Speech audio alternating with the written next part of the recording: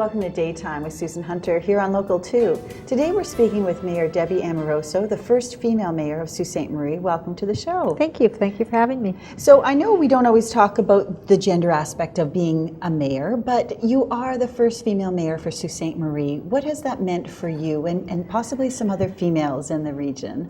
Well, I think that what it speaks to here in our community is that there seems to be an intention of change, that we have been very traditional in our voting, and to achieve this accomplishment has really marked change in the community from my perspective. So you've really felt that? I really have, and that's what the community says to me is, that's so good. It's time. It's time. I hear that a lot. It's time. We need a change. That is so it marks that, and it's very historic, and it's quite humbling, actually. I'm so glad that you have that approach. When you look back, and you had run before once, and this time, was there a difference that you could feel from the two campaigns? And at what point did you think, hey, I might win this? Well, absolutely. They were two very, very different campaigns, because the first one, there was the incumbent, and you approach things very differently, because generally the incumbent is favored. And so the second one, there was no incumbent, so you approach it very differently. And what I really felt right from the beginning is that it was an election to be won or lost on the ground. So I focused all of my attention talking to people at their doors throughout the community for months. And it's a situation where it's very emotional. You're up and you're down, and there's sometimes you come home from that and you are such a natural high because you've received such incredible support, and then you may not have gotten a lot of people at home the next night, so it's a bit of a struggle. But what I absolutely found is about 3 weeks before the election, I felt a shift. And I don't know if I could succinctly define what that was for you, but on some level, I felt a shift.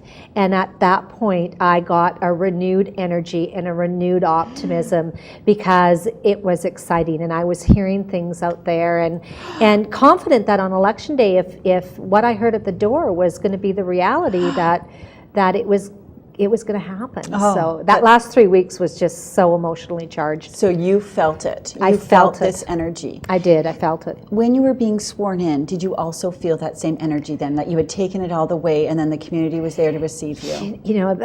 It was really a funny day, because I woke up, I was very calm. I had family here to share it with me. And I was, people were saying, are you nervous? And I was like, no. I was so calm. I was calm when I got to City Hall. I was calm through the whole thing. And then the piper started, and we were lined up, and I looked, and the room was so packed with people. And you need to remember, I had 3 inaugurations as a councillor. So this was something I hadn't seen before.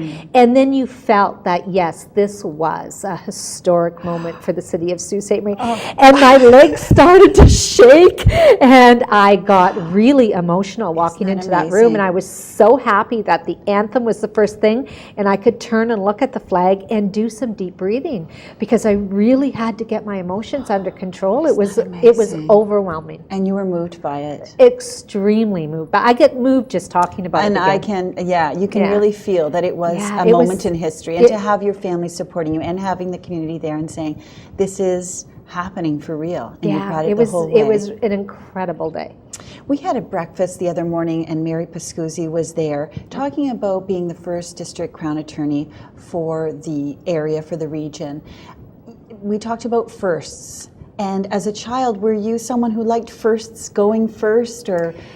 It's funny, because people who know me now see me as very outgoing and very vocal and, very strong and very assertive. But as a young child, I was the youngest. I was I had 2 older brothers. So I didn't get a lot of firsts. I didn't get a lot of airtime, because, they were older and louder. And it wasn't really until I got into high school And I started asserting myself and finding my voice. And at that point, yes, I didn't do a lot at first, but I, sat on student council and, did those kinds of things and got involved. And but as a younger child, absolutely no. I was like the younger sister of two brothers that were like, you're not getting a voice at the table, chickie. And so what do they think now that this little sister is now Mayor of Sault Ste. Marie? Yeah, the family's very excited. Isn't that great? Very excited. Could you have seen this for yourself a few years ago when you were first, involved in politics and involved in the community and had those ties? Did you see this for yourself? Is this your dream come true? This was certainly something that initially when I got involved, no, I didn't. But as things progressed in my 9 years on council, I tend to be the type of person that wants to take things to the next step. So yes, absolutely. That's great to see in a leader. Yeah. And now the whole collaboration with your city, your say, wanting people to come together. We were talking to Jerry Kirk yesterday, wanting people to come together to have some involvement, because I think apathy is sometimes the worst crime than having an opinion or a view or a thought. And it's interesting because last time they did the strategic plan and they sent it out to the community, there was very, very few responses, and I'm really thinking less than 10.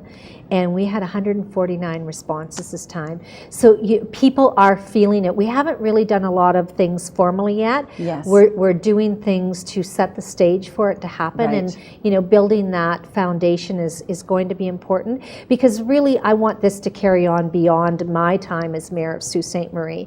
We need to be able to do business where the community has an active role, active participation in the decisions that are important to them. So we really have to make sure that foundation is built so it can exceed my time as Mayor. So amazing. Well, we so thank you for all that you're doing and congratulate you. Thank you.